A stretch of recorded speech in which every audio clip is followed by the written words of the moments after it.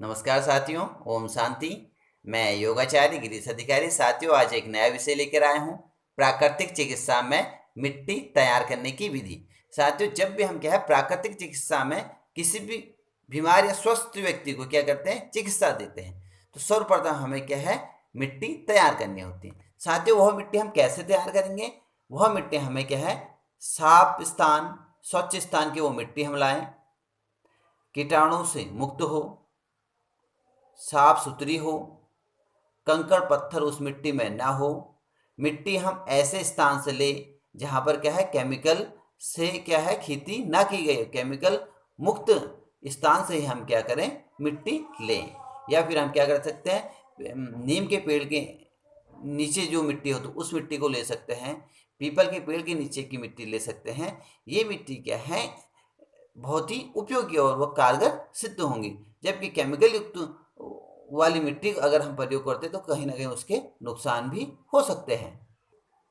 बलुई मिट्टी, नदी के किनारे जो कीचड़ युक्त या कचार युक्त जो मिट्टी होती है, गीली मिट्टी होती है, वह मिट्टी मिट्टी चिकित्सा के अकॉर्डिंग बहुत ही उपयोगी मानी गई है।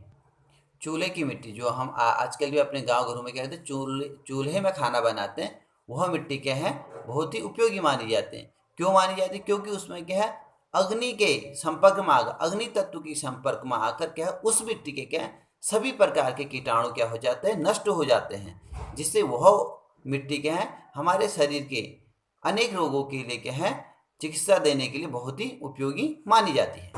इसी प्रकार जो कच्ची ईंट होती है, उस कच्ची ईंट को पानी में घोलकर उसकी पट्टी बनाकर किसी भी घाव वाले स्थान पर लगाने से बहुत ही अधिक लाभ प्राप्त होता है।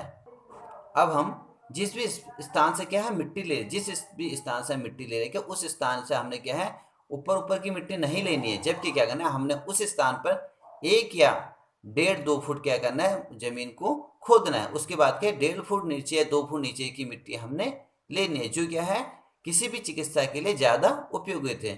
उस मिट्टी को हम लाए, अपने घर पर लाए, अपने चिकित्सालय पर लाए, वहाँ पर हमने करा, उसे धूप में सुखाने के लिए डाल दिया। धूप में सुखाने के बाद क्या होता है, उसके कीटाणु पूर्ण रूप से समाप्त हो जाते हैं। इसके बाद हमें क्या करना है? मिट्टी को छानना है। छानने के बाद उसके कंकर पत्थर सारे अलग करने हैं। अगर मिट्टी ज़्यादा चिकनी है, अगर दूरदूरी है, हल्की सी बलुई की मात्रा मिली हुई है उसमें, तो उपयोगी है। अगर उसमें मिट्टी ज़्यादा चिकनी है तो उसमें हल्की बालू की मात्रा मिला दें, क्योंकि बालू पानी को अपने जल्दी सोखता है, अवशोषित करता है। इसलिए हमें क्या करना है, जैसे हमने सबसे पहले करा, मिट्टी को धूप में सूर्य से धूप में सुखाया। धूप में सुखाने के बाद हमें क्या हो, उसके कीटाणु नष्ट हो गए। कीटाणु नष्ट होने के बाद हमने क्या करा, उसे छाना। छानने के बाद उसके कंकर पत्थर अलग करे। अब हमने देखा कि मिट्टी ज़्यादा चिकनी है या फिर हल्की चिकनी और उसमें हल्की बालू की मात्रा मिली। अगर उसमें हल्की चिकनी और हल्की बालू की मात्रा मिली हुई हमें अनुभव हो रहा है तो उपयोगी ही।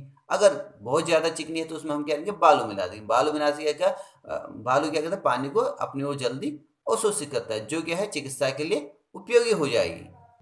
इसके बाद हमने क्या करना है, एक तसला ले सकते हैं या एक टब ले सकते हैं। उस टब में क्या करना है, हमने मिट्टी को डाल देना है। मिट्टी डालने का उसके ऊपर से क्या डालना है, पानी डाल देना है। पानी इतना डालना है कि एकदम बहुत ज़्यादा पानी भी ना हो और एकदम एकदम सूखा भी ना हो। अगर हम उसके अंदर पानी डालते हैं तो मिट्टी उसके बाद कैसी होनी चाहिए, जैसे हम आटा मारते हैं, जैसे हमारा आटा मारने के बाद होता है, उससे हल्का सा गीली होनी चाहिए मिट्टी। ठीक, उसके बाद अब हमने क्या करना है, उसमें हमने क्या करा, टब है, टब में हमने मिट्टी डाल दी। मिट्टी डालने के बाद हमने क्या कर दिया, उसमें पानी डाल दिया।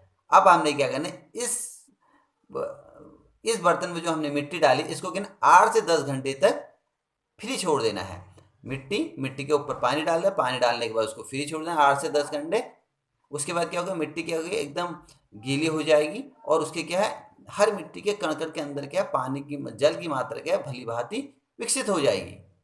अब अब हमारी मिट्टी 8 से 10 घंटे जब हमने उसको पूर्ण रूप से भिगो दिया है तो वह मिट्टी चिकित्सा देने के लिए बहुत ही उपयोगी हो चुकी है। अब क्या करना, हम जब चिकित्सा देंगे तो हमें उस मिट्टी में अब वो पानी, मिट्टी गीली हो चुकी है, पूर्ण रूप से हमने उसको 10 घंटे तक क्या है भिगोने के लिए डाल दिया। अब हम क्या करें, उसमें हाथ का प्रयोग नहीं करेंगे।